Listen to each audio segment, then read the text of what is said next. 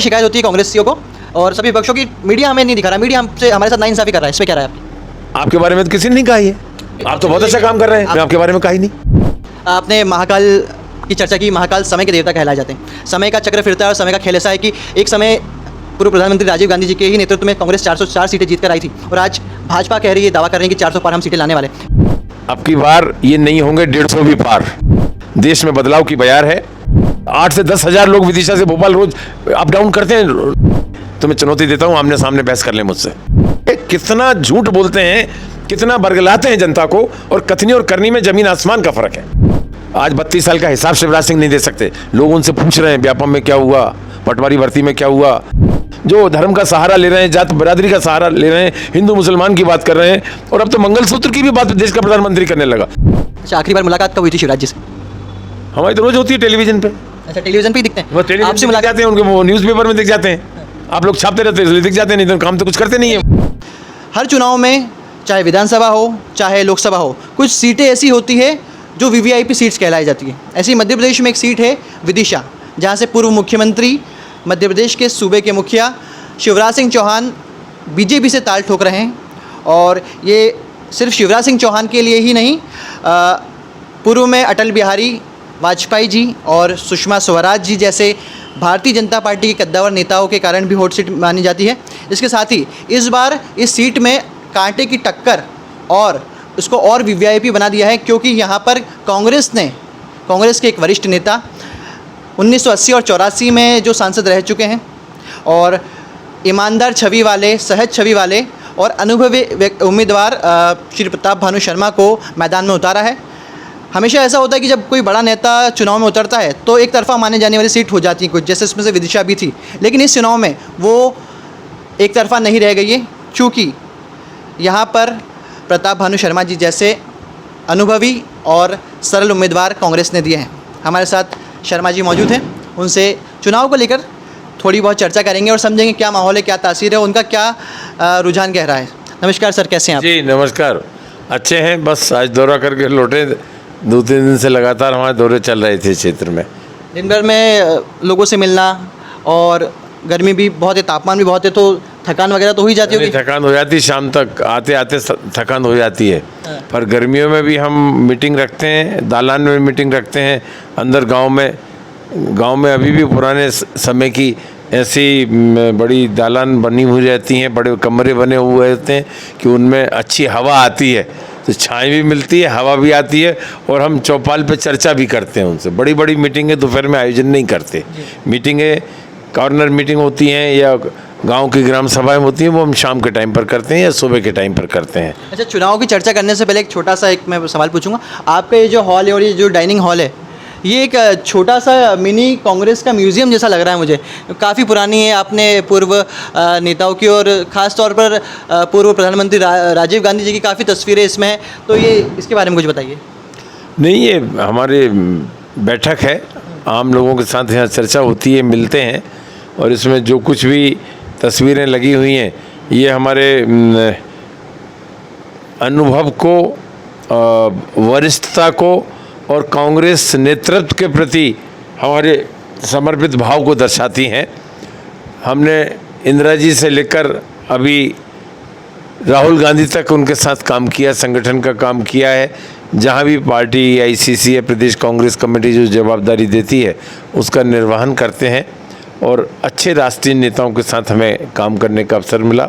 मध्य प्रदेश में भी हमने सेठी जी और अर्जुन सिंह जी, वोरा जी के साथ काफ़ी निकटता से काम किया, और एक अच्छे चीफ मिनिस्टर के रूप में हमें बहुत सीखने को मिला इन लोगों से, जो एक अच्छी प्रशासनिक व्यवस्था और प्रदेश के विकास का विजन जिनके पास था। आज जैसे लोग घोषणावीर या झूठी घोषणाएं करने वाले ये नेता नहीं थे। ये बड़ा फ़र्क मैंने इन 25-30 सालों में देखा। झूठा बोली, झूठ में वायदे करना, भ्रष्टाचारियों को संरक्षण देना, बड़े बड़े ठेकों में, चाहे वो आपका उज्जैन का महाकाल का ठेका हो, 750-800 करोड़ का कॉन्ट्रैक्ट जो कमलनाथ जी के टाइम पर 350 करोड़ का ही था, आधे पैसे कमीशन में चले गए। हमारे सप्तऋषि की मूर्तियाँ पहली हवा में उड़ गईं, आज तक वो फिर से पुनर्स्थापित नहीं हो पाई हैं। और ऐसी जल्दबाजी में क्या काम, आप तो उज्जैन के हो, मैंने स्वयं देखा है। अभी 3 महीने पहले उज्जैन गया था, पिछले साल जून के महीने में मैं उज्जैन गया था। परिसर अभी तक उज्जैन महाकाल का पूरा बना नहीं है, सब अंदर बड़े अधूरे निर्माण कार्य पड़े हुए हैं, कंस्ट्रक्शन का मटेरियल पड़ा हुआ है, पूरा कैंपस इसके पहले उद्घाटन कर दिया, महाकाल लोग बना दिया, क्योंकि उन्हें पैसे चाहिए थे, उसमें कमीशन चाहिए था। तो इसका हिंदू धर्म के अनुयायियों पर, खासतौर से मध्य प्रदेश में महाकाल का जो प्रतिष्ठा है, मान मर्यादा है, वो एक शक्ति केंद्र के रूप में है। भारतवर्ष में एक ही महाकाल का मंदिर है, और उसमें भी यदि शिवराज सिंह की सरकार ने भ्रष्टाचार किया तो लोगों ने उस चीज़ को पसंद नहीं किया, और मेरे ख्याल में इन्हीं आरोपों के आधार पर उन्हें हटाया भी गया है। आपने महाकाल की चर्चा की। महाकाल समय के देवता कहलाए जाते हैं, समय का चक्र फिरता है, और समय का खेल ऐसा है कि एक समय पूर्व प्रधानमंत्री राजीव गांधी जी के ही नेतृत्व में कांग्रेस 404 सीटें जीतकर आई थी, और आज भाजपा कह रही है, दावा कर रही है कि 400 पार हम सीटें लाने वाले। इस समय के चक्र को और इस कैसे देखते हैं, और क्या क्या लगता है इस दावे पे अब की बार 400 पार? अब की बार ये नहीं होंगे 150 भी पार। ये इनका शिगुफा है, ये खुद ही कहते हैं, ये तो जुमला है। इन्होंने कहा था 15-15 लाख रुपए सबके खाते में जाएंगे, हर साल 2 करोड़ लोगों को रोजगार दे देंगे, 2022 तक किसान की आमदनी दुगनी हो जाएगी, और बेरोजगारी तो दूर हो ही जाएगी, अच्छे दिन जनता के आ जाएंगे। आप इन चारों पैमानों की कसौटी पर इन 10 साल के मोदी सरकार के काम को कस के देख लो। ये वो नरेंद्र मोदी कहते हैं कि ये हम देंगे, 2 करोड़ लोगों को हर साल रोजगार देंगे, कहते हैं हम किसान की आमदनी दुगनी कर देंगे, हम 400 लाख करोड़ का काला धन वापस ले आएंगे। अब मुझे बताओ तो, उनके गृह मंत्री कहता है ये तो जुमले हैं, ये है क्या? मैंने चुनाव के समय वो हो जाती हैं गारंटी, और बाद में गारंटी जुमलों में बदल जाती हैं। इसकी कोई अहमियत नहीं रह गई है। आज देश में बदलाव की बयार है। मैं जहाँ जहाँ के रिजल्ट देख रहा हूँ, पहले चरण का मतदान हुआ, बहुत कम हुआ, और उसमें 30-35 सीटें इनको भाजपा को मिलने की हैं। बहुमत 60-65 सीटों का इंडिया गठबंधन का आएगा। आज के आंकलन क्या है ये कल ही मालूम पड़ पाएगा, परंतु यदि 50% के आसपास मतदान हो रहा है तो ये गंभीरता से सोचने का विषय है कि जो इतना डिंडोरा पीट रहे हैं अपनी योजनाओं का, जो धर्म का सहारा ले रहे हैं, जात बरादरी का सहारा ले रहे हैं, हिंदू मुसलमान की बात कर रहे हैं, और अब तो मंगलसूत्र की भी बात देश का प्रधानमंत्री करने लगा, जिसने स्वयं अपनी पत्नी के मंगलसूत्र की परवाह नहीं करी, इज्जत नहीं करी, मान सम्मान नहीं किया, उसे मंगलसूत्र के बारे में बोलने का कोई हक नहीं है। खैर, मंगलसूत्र और ये बयान तो चुनाव में कहीं ना कहीं नैरेटिव सेट करने के लिए हर बार हर कैंपेन में किए ही जाते हैं। मैं आपसे बात करना चाहता हूँ कि सीधा सवाल, शिवराज सिंह चौहान का गृह क्षेत्र कहलाया जाता है विदिशा, और पास ही में उनका विधानसभा क्षेत्र भी बुधनी ज़्यादा दूरी नहीं है। इस क्षेत्र में क्या काम करके दिए, कुछ काम करके दिए शिवराज जी ने? मेरे ख्याल में विदिशा जिले की जनता और रायसेन जिले की जनता शिवराज सिंह से पूछ रही है कि शिवराज सिंह जवाब दीजिए कि 14 साल सांसद रहकर, 18 साल मुख्यमंत्री रहकर 32 साल का हिसाब दीजिए, क्या काम किया, कहाँ उद्योग आए, कहाँ रोजगार मिला है। और एक हमारी जीवनदायिनी नदी है बेतवा नदी, जो भोजपुर मंडीदीप से शुरू होती है, भोजपुर विधानसभा क्षेत्र से रायसेन आती है, विदिशा आती है, बसोदा होती हुई कुरवाई मुगावली तक चली जाती है। आज स्वयं जाके आप देख लो, नहीं गए हो तो उसमें काई हो रही है, जर्जर हालत में है, और जलकुंभी आज तक कभी पैदा नहीं हुई थी। पीने का पानी यदि हमारे यहाँ हलाली डैम से इसमें पानी ना डाला जाए तो इसकी धारा टूट चुकी है।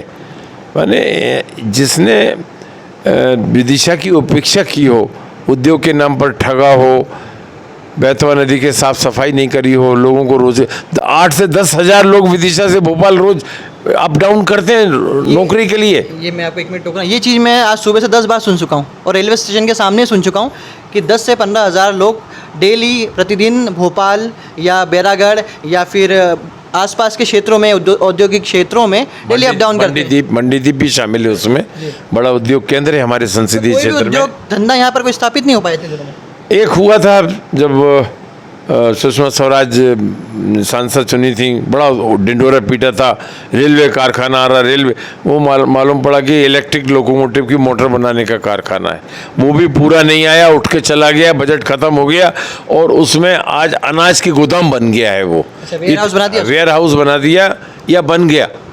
और इतनी चीटिंग विदिशा के नौजवानों से, युवाओं से हुई है और आपने सुन लिया, ये बहुत बड़ी बात है। और यदि सुनने पे विश्वास ना हो तो कल सुबह जाके स्टेशन पे देख लेना कितने लोग अप डाउन करते हैं और लोग परेशान हैं। एक अच्छा उद्योग आ सकता है, कृषि पे आधारित उद्योग यहाँ आ सकते हैं। अच्छी किस्म का गेहूँ हमारे यहाँ पैदा होता है, शरबती गेहूँ हमारे यहाँ पैदा होता है, बासमती चावल हमारे यहाँ विदिशा रायसेन में पैदा होता है। इसे एक्सपोर्ट जोन घोषित किया जा सकता है। पूरा एक्सपोर्ट का कारोबार करेंगे, फ़ायदा किसको मिलेगा? किसान को, नौजवान को रोजगार मिलेगा और नए एक्सपोर्ट के उद्योग धंधे आएंगे। हमारी विदेशी मुद्रा हमारे देश को मिलेगी। अच्छा, विदिशा की जनता अगर हाथ के पंजे पर मोहर लगाती है इस बार, तो आप क्या करके देंगे? जो इनने नहीं करा वो हम सब कर देंगे 5 साल में। जैसे उद्योग लगाएंगे, कृषि पर आधारित उद्योग लगाएंगे, चावल के राइस प्रोसेसिंग प्लांट लगाएंगे। जो सबसे कीमती चावल होता है हमारे विदिशा में होता है, वो रायसेन में होता है, सीहोर में, खातेगांव में होता है, वो है बासमती चावल। उसके एक्सपोर्ट का जोन बनाएं। शरबती गेहूँ पूरे हिंदुस्तान में विदिशा, रायसेन, सीहोर का सर्वश्रेष्ठ गेहूँ है। उसके लिए भी ग्रेडिंग करके ऐसे प्रोसेसिंग प्लांट लगाएं। उसको यदि हम उसका कन्वर्ट कर सकते हैं आटे में, मैदा में, बिस्किट में, फ्लोर मिल में, और भी ज़्यादा उसके एंड यूज़ हो सकते हैं, दूसरे प्रोडक्ट बन सकते हैं जिनकी शेल्फ लाइफ बहुत ज़्यादा हो, उन सबको प्रोसेसिंग प्लांट यहाँ आ सकते हैं। अच्छा सेंटर है हमारे यहाँ अनाज उत्पादन का। हमें देखना पड़ेगा कि सिंचाई के साधन कैसे बढ़ाएं।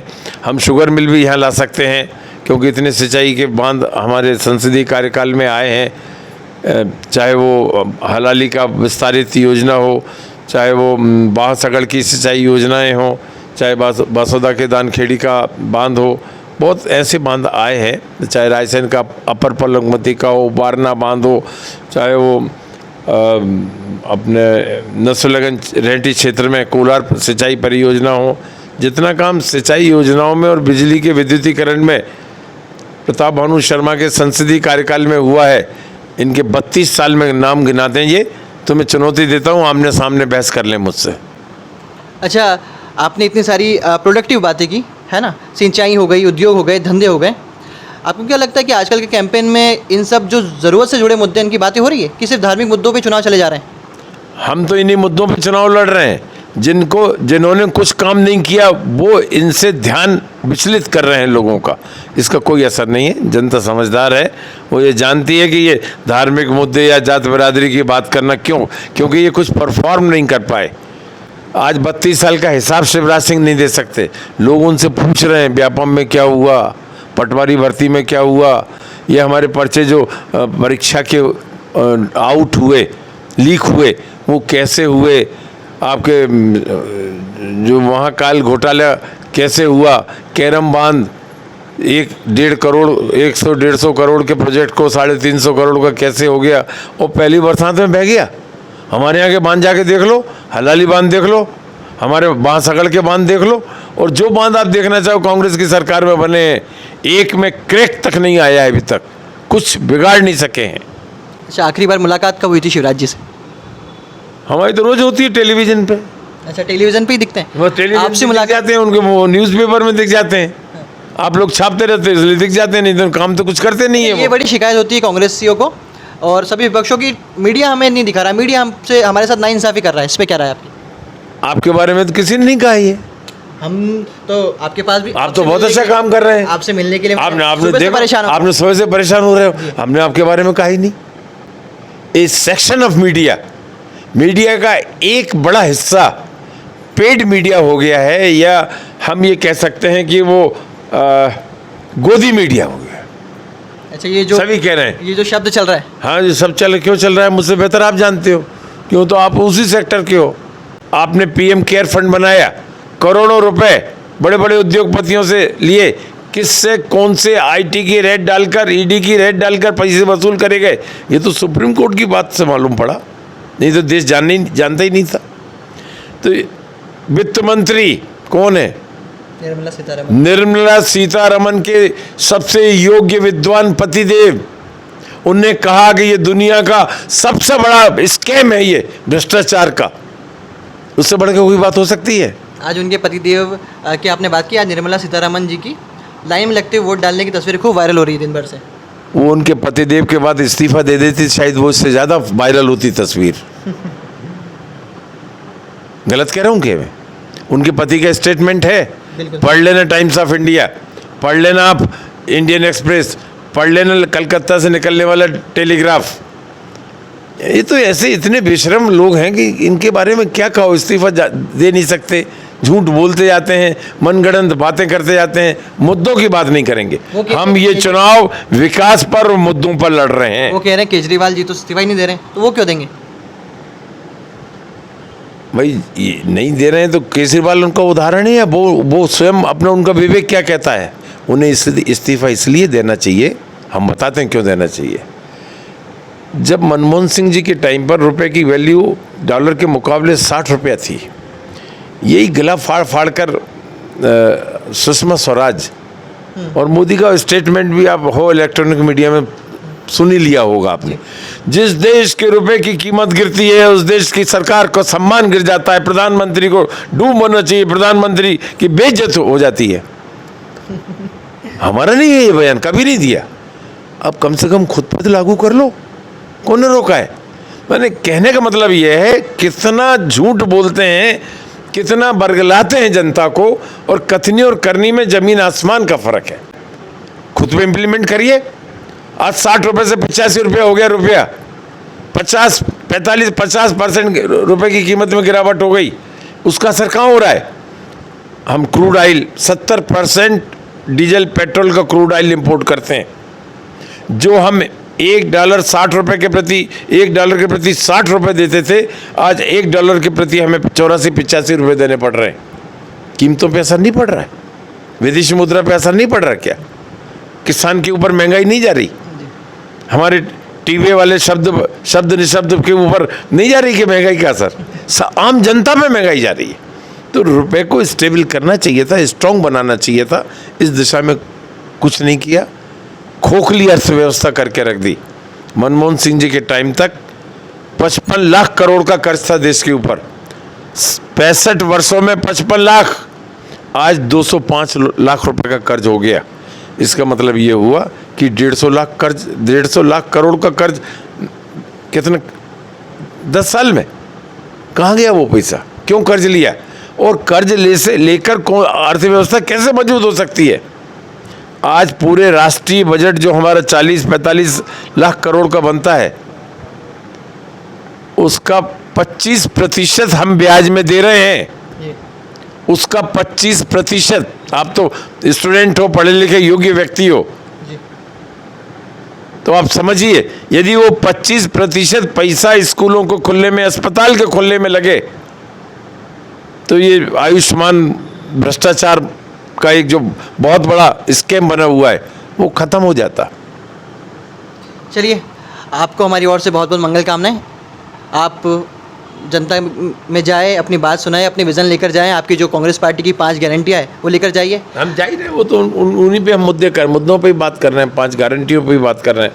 तो उसमें सबसे बड़ी गारंटी तो नौजवानों को 1 लाख रुपए हम देंगे हर साल में, अप्रेंटिसशिप ट्रेनिंग भी देंगे, जिससे कि वो काम सीख के स्वयं के रोजगार या नौकरी की तरफ जाएं। महिलाओं को 8,500 रुपये प्रति माह देंगे, जिससे वो स्व सहायता ग्रुप बनाएं, परिवार को मदद दें।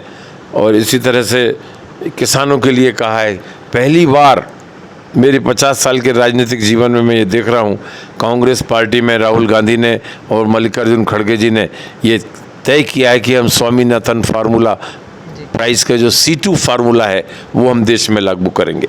इसका मतलब ये हुआ कि यदि गेहूं की उत्पादन लागत 2,000 रुपये आ रही है, 50% जोड़कर हम 3,000 रुपये प्रति क्विंटल गेहूं के भाव को देंगे। ये कोई राजनीतिक दल ने नहीं कहा, सिर्फ कांग्रेस पार्टी ने कहा है।